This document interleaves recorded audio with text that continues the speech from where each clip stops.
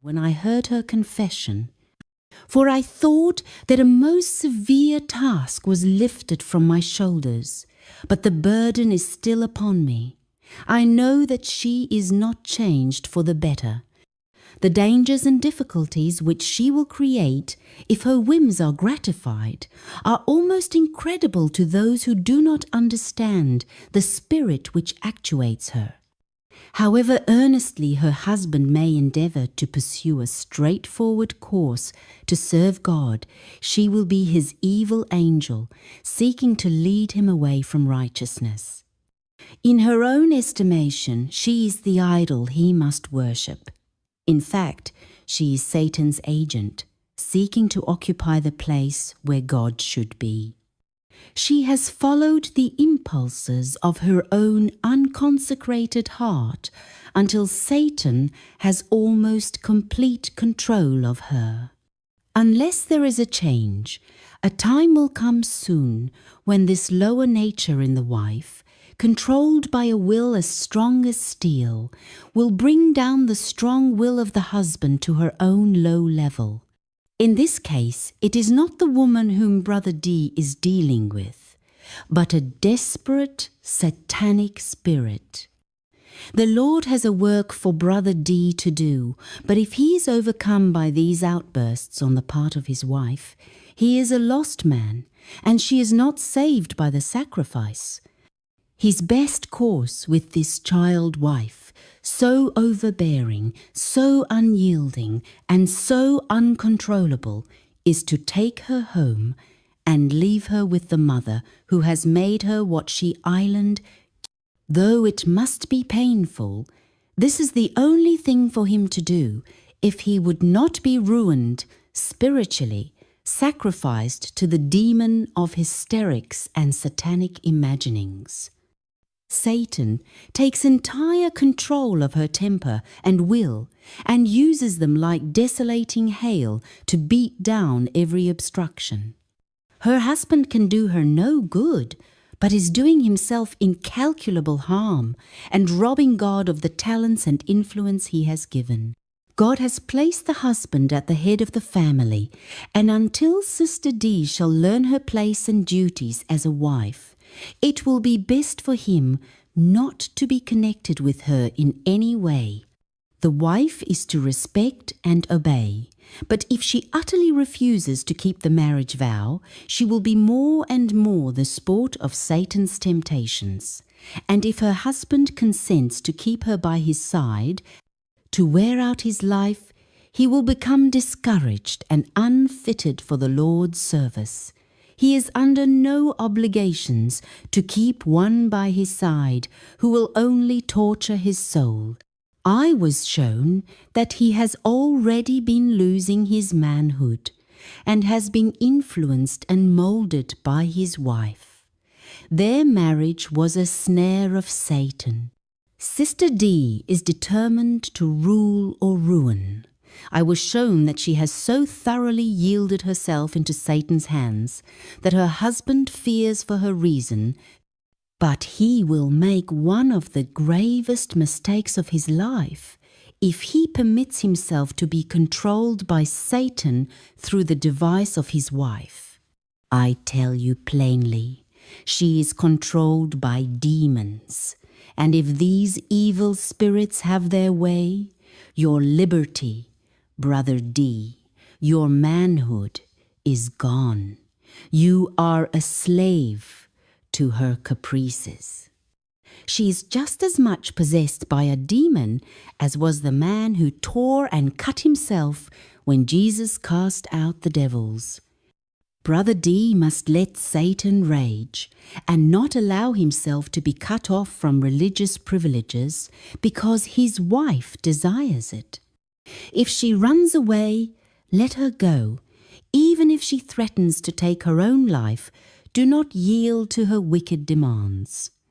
Even if she should carry out her threat, it would be better to look upon her silent in death than to allow her to murder not only her own soul, but that of her husband, and be the means of destroying many others. Brother D, You have been terrified by the violence of your wife, but the course for you to pursue is the straightforward path of truth, righteousness, and wisdom, having the fear of God always before you. Satan is already exulting over his success. Sister D, I would not present this matter as I do, were there not another life so closely bound up with yours, and the life of one whom God has chosen to be his servant. This marriage ought not to have been, but the step has been taken, and for your husband the work of overcoming is now tenfold more severe than if he had never seen you. Will you think seriously over this question, whether his usefulness shall be destroyed and his life become a failure because of your course? Your husband should not merge his identity in you. The marriage vow that binds the husband to the wife must remain unbroken, but he has vows to his Lord, to love him with the whole heart, the undivided affection. A woman may be legally divorced from her husband by the laws of the land, and yet not divorced in the sight of God and according to the higher law. There is only one sin, which is adultery, which can place the husband or wife in a position where they can be free from the marriage vow in the sight of God. Although the laws of the land may grant a divorce, yet they are husband and wife still in the Bible light, according to the laws of God. I saw that Sister Jones, as yet, has no right to marry another man. But if she or any other woman should obtain a divorce legally on the ground that her husband was guilty of adultery, then she is free to be married to whom she chooses. Among the Jews, a man was permitted to put away his wife for the most trivial offences, and the woman was then at liberty to marry again. This practice led to great wretchedness and sin. In the Sermon on the Mount, Jesus declared plainly that there could be no dissolution of the marriage tie except for unfaithfulness to the marriage vow. Everyone, he said, that putteth away his wife, saving for the cause of fornication, maketh her an adulteress, and whosoever shall marry her when she is put away, committeth adultery.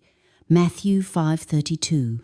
When the Pharisees afterward questioned him concerning the lawfulness of divorce, Jesus pointed his hearers back to the marriage institution as ordained at creation. Because of the hardness of your hearts, he said, Moses suffered you to put away your wives, but from the beginning it was not so. Matthew 19:8. He referred them to the blessed days of Eden, when God pronounced all things very good. Then marriage and the Sabbath had their origin, twin institutions for the glory of God in the benefit of humanity.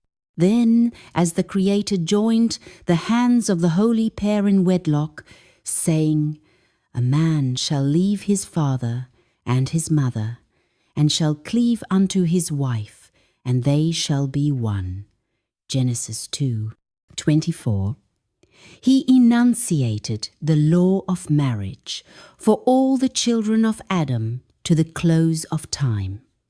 That which the eternal Father himself had pronounced good was the law of highest blessing and development for man. I have received a letter from your husband. I would say that there is only one thing for which a husband may lawfully separate from his wife or a wife from her husband, and that is adultery. If your dispositions are not congenial, would it not be for the glory of God for you to change these dispositions?